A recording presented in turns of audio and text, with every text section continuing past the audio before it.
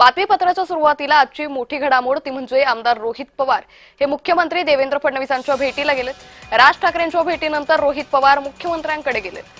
अजितदादांच्या विमान अपघातासंदर्भात चौकशी करण्याची मागणी करणार अशी माहिती सध्या समोर येते।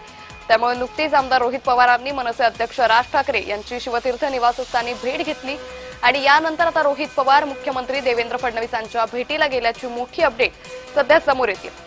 तर अजित पवारांचं बारामतीमधील विमान अपघातामध्ये दुर्दैवी निधन झालं आणि त्यानंतर मात्र आमदार रोहित पवारांनी या निधनावरती अनेक प्रश्न उपस्थित केले होते, शंका उपस्थित केल्या होत्या। या सगळ्या प्रकरणाची चौकशी ही निष्पक्षपणे झाली पाहिजे।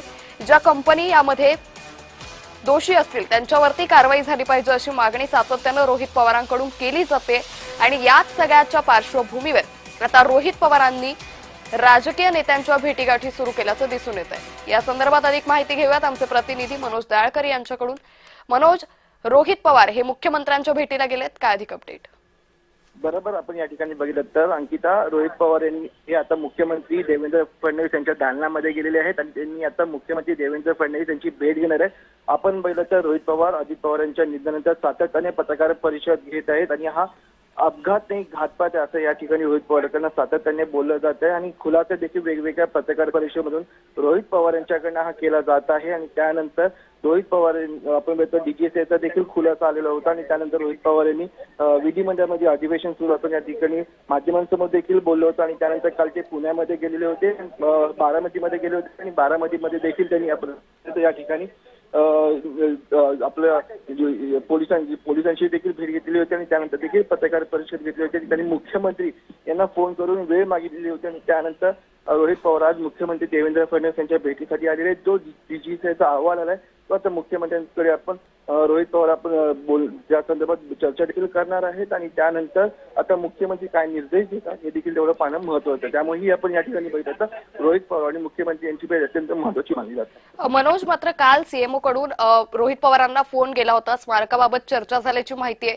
त्यानंतर आज रोहित पवार राज ठाकरेंच्या भेटीनंतर मुख्यमंत्र्यांच्या स्वतः भेटीला गेलेत। एकंदरीतच या भेटीमध्ये अजित पवारांच्या या विमान अपघातासंदर्भात कशा पद्धतीने चर्चा होऊ शकते आणि रोहित पवारांची प्रमुख मागणी नेमकी काय?